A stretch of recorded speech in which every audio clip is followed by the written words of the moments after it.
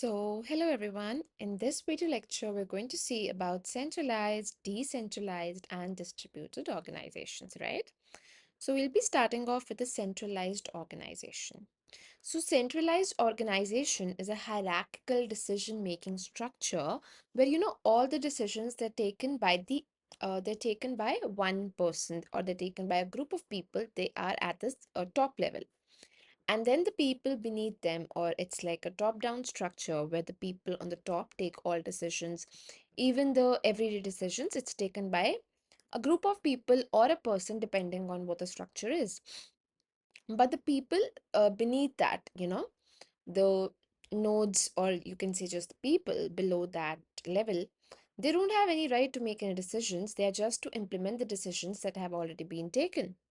Right? So what are these your deck say? It says a centralized organization is a hierarchical decision-making structure where all processes and decisions are made at the executive or top level. Managers and employees in the organization's lower chain of command can rarely make or implement decisions without the executive's approval. In a centralized organization, all decisions, including those related to everyday operations, are made by the top level executives or company owners.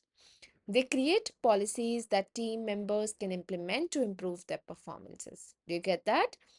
Many organizations prefer using a centralized organization structure because obviously there's a clear chain of command. You know who took that decision, and now the decision has to be implemented by everyone else.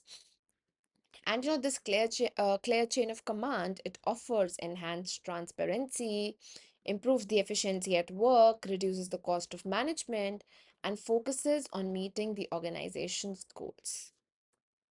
Coming next to what are the benefits of centralized organizations? There's a transparent chain of command. There's focused vision, reduced costs, quick execution of rational decisions, enhanced quality of work, and expert guidance. Did you get that? Because obviously the people at the top level, they have a focused vision. They know what the market is all about. But the thing is, if I am a developer, I need a little power to take the decisions that I need to give in, okay? Because I think I am close to the technology in that ways, right? The top level may be close to the market, may be close to the world, but there is something, there has to be an equal representation of the people in technology because they are the equal stakeholders. Then coming to the disadvantages of a centralized organization, it's bureaucratic leadership because obviously all the decisions are being taken up by the one party or by one group of people who are at the top level. There's remote control, there are delays at work, lower employee loyalty because many times the decisions would not be taken up in their welfare, lack of opportunity, slow implementation of decisions because I won't be excited to, implement the decision that has been taken by someone where that has been taken in a way that I had no representation there. Then let's come to your distributed organization.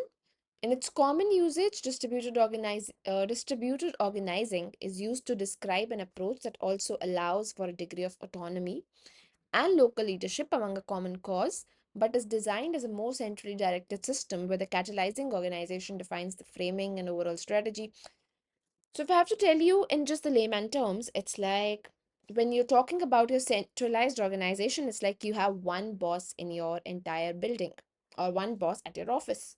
And that boss is responsible for looking into the work that every department is doing.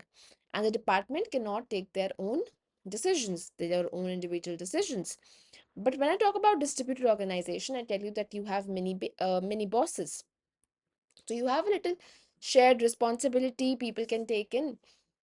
People reporting to one boss can be taking the decision together, but still there's a coordination. So it's like if you're calling centralized organization like one tree, where the heavy trunk is supporting all the branches. Your distributed organization is like a forest where every tree is responsible for his or for its own branches. Do you get that? That is what is called your distributed organization. So in your distributed organizing system, all excuse me, all local groups are in touch with the central organizing body and often connected with each other through planned convenings and coordination events. You get that? One tree is still a part of the forest. One tree is still into the larger picture that is forest, but one tree is responsible to take care of all its branches. I hope you get that. Then you have this example. This is just a build up for the next coming thing, that is your decentralized. And then let's just see. A famous example to understand why distributed organizations or networks in the long run is the rivalry in the 2000s between Wikipedia and its centralized competitor like Microsoft's Encarta. Theoretically speaking, if you use the two products back in 2000s, Encarta was a far better product with better topic coverage, higher accuracy, whereas Wikipedia was still at work in progress project. But something interesting started to happen. Wikipedia improved at a much faster rate as it had a very active community of volunteer contributors who aggressively started contributing to the platform.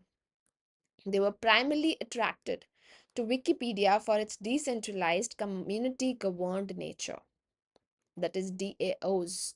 And we're going to study more about them in detail. Okay. And in 2005, within a few months of the community's active participation, Wikipedia became the most popular reference site on the internet, and its major centralized rival, Encarta, was shut down completely in 2009. Another great example, GitHub, it's just so open source. It's like the developers across the globe are, it's like you don't have a centralized organization for that. It's making the coding social, it's making the coding open source. Anybody who wants to contribute to anybody's repo is allowed to do so, given the repo is public. And I see we have a lot many repos public on GitHub, right? And then coming to a decentralized organization.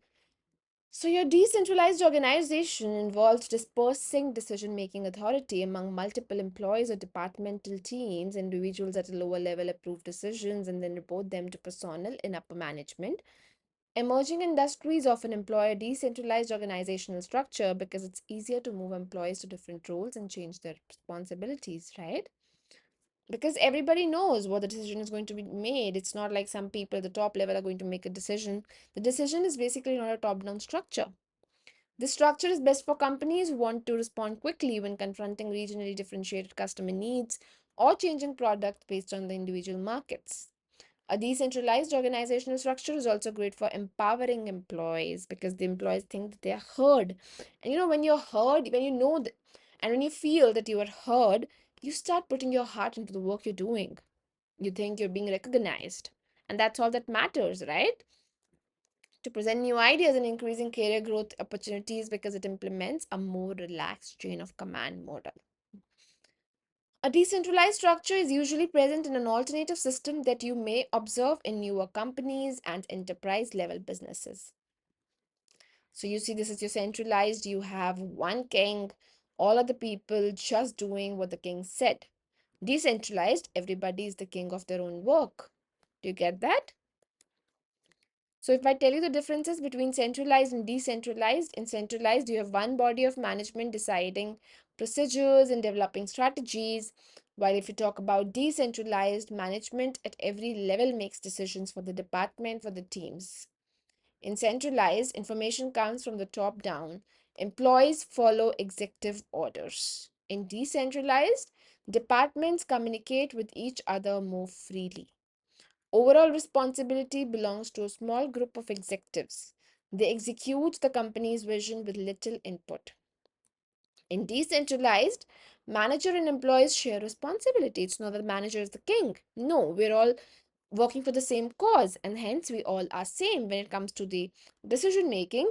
I have equal representation as you do. This allows for feedback and opinion from employees.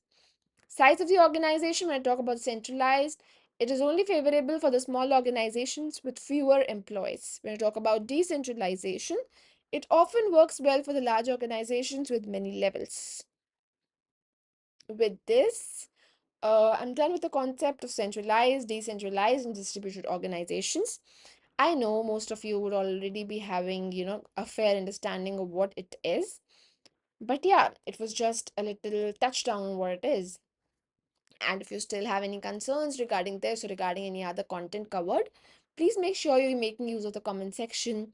Just let me know, what needs a little polish, what is going not just too good, and I'll make sure I pay heed to it. Thank you so much. If you liked in the video, if you were able to grasp the concepts, just go and like the video and subscribe. Bye bye.